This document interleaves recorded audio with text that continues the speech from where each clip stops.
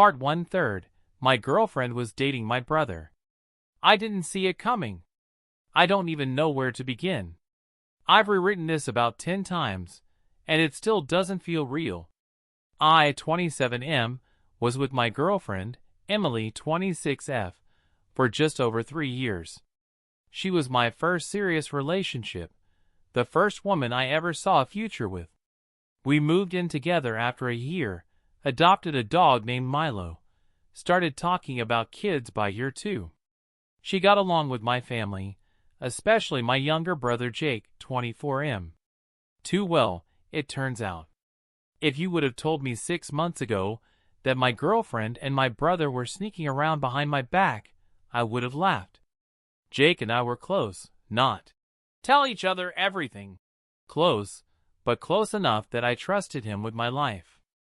I always thought that if I ever had to go to war or bury a body, he'd be the guy I'd call. Turns out, I should have been watching who he was burying something in. Triangular flag first, red flag I ignored. It started subtly. Emily began working later hours. I chalked it up to stress. Her job at a small marketing firm had been going through some restructuring, and she claimed she had to pick up the slack. Then Jake started popping by more often when she wasn't home. He'd show up with coffee or beer, say he was just checking in. At first, I thought it was sweet. Bro stuff. He'd play with the dog, watch sports, then about his dead-end job at the car dealership. No big deal, right? Except one night, I caught him glancing around our living room like he was memorizing it. He lingered near her desk. Even smelled her candle like a weirdo. I made a joke about it. Dude, you got a crush on my apartment? He laughed, but it was forced. I remember that laugh. It's burned into my skull now. Face without mouth the night everything shifted. It was a Friday. Emily said she had a girls' night. She even sent me a blurry pic from what looked like a bar, drinks, a couple of women, low lighting. Seemed legit. But I ran into her friend Sarah the next day at the grocery store, and she casually mentioned she hadn't seen Emily in a few weeks. I tried to play it cool, but I'm a terrible liar. My face did that twitchy smile thing, and I nodded like a bobblehead. Something cracked open in me that day. Man detected the spiral into suspicion. I started noticing patterns. Her phone would be face down. She added a passcode. She never had one before. She took Milo on long walks at weird hours. And Jake got quiet. I decided to test something. I told Emily I was going out of town for a work thing, an overnight retreat 2 hours away. I even left that morning, packed a bag, kissed her goodbye. But I doubled back and parked down the street. Just watched. Hours passed. Nothing. Then, around 9:30 p.m., a car pulled into our driveway. Jake's car. I swear to God, I wanted to believe it was a coincidence. Maybe he forgot something. Maybe he was dropping off a package. I waited. They didn't come out for 3 hours. I didn't sleep that night. Collision: The Confrontation, Part 1. The next day, I came home like nothing happened. She smiled, asked about my trip, told me I looked tired. I said yeah, it was exhausting. She had no idea I'd watched her lie through her teeth. Jake texted me later. You back home? I didn't reply. Instead, I set up a hidden cam in our living room. Yeah, I know how that sounds. I felt like some tinfoil hat psycho. But I had to know. What I saw that week changed everything. Video camera the footage. 2 days later, she told me she was going to Pilates. She left in leggings and a tank top, kissed me on the cheek, and said, "Love you." 20 minutes later, Jake walked through the door with a key. A fucking key. They didn't even go to the bedroom. They made out on our couch. Right in front of Milo. That poor dog looked so confused. I watched them, her hand on his face, him laughing in a way I hadn't heard in months. Then, they started talking about me. I won't repeat all of it, but Jake said, "He's not gonna take it well. You sure you're ready?" And she said, "He'll get over it. He always does." Like I was some lost puppy they'd forgotten to rehome. Broken heart, what hurts the most. It's not just the betrayal. It's how long they let me play the fool. How many nights I held her, thinking I was her safe place, while she was planning her escape route with my brother. The worst part? I was going to propose. I had the ring. It's still in my sock drawer mocking me. Firecracker, what I did next. I haven't confronted them yet. I've been quiet. Watching. Planning. And I know some of you are going to say, just leave. Be the bigger person. But the thing is, I gave them everything, and they set it on fire. So maybe, just maybe, I'll light a match of my own. To be continued. Part 2/3. My girlfriend was dating my brother. Here's what I did next. So, I had the footage. I had the receipts. My girlfriend of 3 years and my brother had been hooking up right under my nose, using my house, my couch, my damn dog as a prop in their little soap opera. After the initial adrenaline wore off, I just shut down. You'd think rage would be the dominant emotion, but honestly, it was grief. Not for her. Not even for Jake. But for the version of my life I thought I had, the one I'd built around a lie. I stayed quiet for another week. I needed a plan. Brain phase 1. Gaslight, gatekeep, get revenge. First, I started documenting everything. Screenshots of texts. Clips from the camera. I transferred the footage to a backup drive and hid it in my toolbox in the garage. Paranoia was high, and I wasn't about to let my only leverage vanish if something, accidentally, got deleted. Then, I started being overly nice. I complimented her more. Brought home flowers. Made dinner. Suggested we take a trip. Something spontaneous. She lit up, thinking the guilt, sex, and manipulation had worked. She had no idea I'd seen them together more than once now. I was playing the long game. Receipt phase 2, the paper trail. Now, here's the kicker. Our apartment? Leased under my name. Utilities? All mine. Emily had never changed it because we always thought we'd buy a house soon. That worked in my favor. I pulled every legal string I could. I rerouted mail, moved some money into a separate account, and slowly started separating my finances. I knew if this got messy, I wanted it to be nuclear and legally airtight.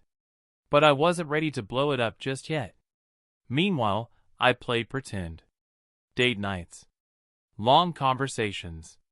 I even acted interested in her friend's drama just to stay in character. Jake, on the other hand, became skittish. He canceled plans. He flaked on our Sunday basketball game. The dude who once showed up with pizza and beer now said dry, one-word texts. Performing arts meanwhile, at the circus. Jake started acting nervous. He was texting me weird questions. "You good, bro? Everything okay with M?" I played dumb. "Yeah, man, all good." "Why?" he said. "Just checking in. You've been quiet." Oh, Jake. If only you knew. Emily, on the other hand, started suggesting we take a break. Said I seemed distant. Said maybe we were growing apart. I told her, "You might be right, but I think we owe it to each other to try one last time." She cried. Was it guilt? Manipulation? Who knows? But I held her while she sobbed, and I felt nothing. I bought myself more time. Firecracker, the detonation. I waited until the weekend Jake was out of town on a dealership retreat. Emily said she was going to a spa. But guess what? They were both lying. They went to a cabin together. How do I know? Because I followed them. I didn't confront them there. I just observed. Took photos. Not creepy ones, just enough to confirm what I already knew. I went home that night and packed her things. Every last one. In trash bags. Labeled them. Hope he's worth it. Then I waited. Door Sunday night. She walked in around 8:30 p.m. Saw the bags. Saw me on the couch with Milo. Whoa, what is this? You tell me, Em. How's Jake? Her face drained. Pure white. I don't know what you... Cut the shit. I know everything. I pulled out the USB stick, set it on the coffee table. You can take this if you want. Doesn't matter. I've got copies. Multiple. Silence. Then tears. She didn't deny it. Just said, it wasn't supposed to happen like this. I laughed. I actually laughed. I'd waited weeks for this moment, and it still felt unreal. She tried to talk. I cut her off. Told her the lease was in my name, and she had till morning. She asked where she should go. I told her to try Jake's place. Or the cabin. Telephone receiver, the fallout begins. She left that night. Cried. Begged. I didn't say a word. Just locked the door behind her. Jake didn't reach out for a few days. When he did, it was a text. Can we talk? I replied with a photo of him kissing Emily from the living room cam. He never texted back. But that wasn't the end. Word got out. Mutual friends took sides.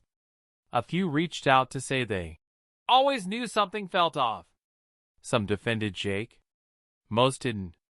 I posted a single photo of the footage on Reddit, with their faces blurred. The post exploded.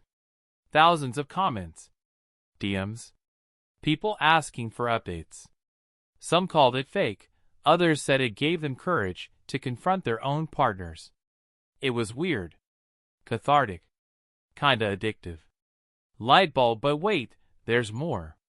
You'd think that was the end, right? That they'd go off, be together, and I'd rebuild? Nah. Turns out betrayal makes people stupid. Jake made the mistake of trying to apologize, not to me, but to my parents. He told them I was being dramatic, that feelings just happened. What he didn't know was that I'd already shown my parents everything. My mom hasn't spoken to him since. My dad? Let's just say he's a military man with a temper and a loaded opinion. Jake got cut off. Financially. Emotionally. All of it. And Emily? She tried texting me 2 weeks later. I miss you. I made a mistake. I blocked her. She made burner accounts. I blocked those too. Ice Cube, the coldest revenge. But I wasn't done. You see, Jake had borrowed money from me months ago, a few thousand to cover some credit card debt. I had him sign a repayment agreement because I'm not stupid. I took that contract and filed it in small claims court. When he didn't show, garnishment proceedings. His paycheck? Shrinking. His pride? Obliterated. And I'm just getting started. I started dating again. Slowly. Carefully. I told one girl the whole story. She was stunned. Called me dangerously calm. Maybe I am. Or maybe I've just made peace with the fact that sometimes you've got to burn it down to rebuild. Part 3 will be the final chapter. And trust me, you won't want to miss it. Part 3/3, my girlfriend was dating my brother. The final reckoning. I told you I wasn't done. After the court stuff, after the family fractures, after the social media storm, you'd think that would have been enough. But something inside me wouldn't let it go. Not out of bitterness. Not even out of heartbreak anymore. It was about closure. Not the kind they write about in breakup books. I'm talking about true, irreversible, undeniable closure. The kind you etch into stone. So buckle up. This is how it ends. Hole the hole they dug. Jake and Emily did try to make it work. For about 3 weeks, they played house at Jake's apartment. The same place where, once upon a time, we played Halo and drank cheap beer together. But they couldn't escape it. Every conversation they had was surrounded by what they'd done to me. They became paranoid, bitter. I know this because Emily, in some sort of desperate therapy-induced confession spiral, started sending me emails. Long, rambling, contradictory. She apologized, then blamed me, then apologized again. She said Jake was distant. She said he thought I would forgive them eventually, that I would come around. I never replied. Microphone the mic drop. But I did something else. Remember that footage I mentioned? The stuff I blurred and posted anonymously on Reddit? I compiled it. Not just the clips. I made a short video essay. With narration. Anonymous voice mod, clean editing, no names or faces, but with a clear story arc. Just titled it, When Your Girlfriend Falls for Your Brother, a Story You Can't Make Up. It blew up. Millions of views across TikTok and YouTube. Duets. Reaction videos. Reddit threads. Even a podcast or two covered it. People called it fake. Others said it hit too close to home. Jake and Emily knew. They didn't say anything. But Jake deleted his social media. Emily's LinkedIn quietly vanished. She moved back to her hometown. Jake got fired. Not because of the video, but because apparently, sleeping with a customer's wife, long story, and missing court-ordered repayments raises red flags. Oops. Brick building, what's next? Meanwhile, I moved out of the apartment. Sold everything that reminded me of that life. Kept Milo, obviously, he's the real one in all this. I started journaling. Got therapy. Got in shape. Took a solo trip to Japan. I also started writing. Short stories at first. Then screenplays. I submitted one, loosely based on this whole fiasco, to a small indie festival. It got accepted. I met someone there. Her name's Laura. She asked me about the story behind my script. I told her the truth. Every piece of it. She didn't flinch. She didn't pity me. She just said, "Damn, you turned a disaster into art." And I guess, yeah, maybe I did. Speech balloon final thoughts. This story started with a betrayal. A deep, personal, soul-splitting betrayal.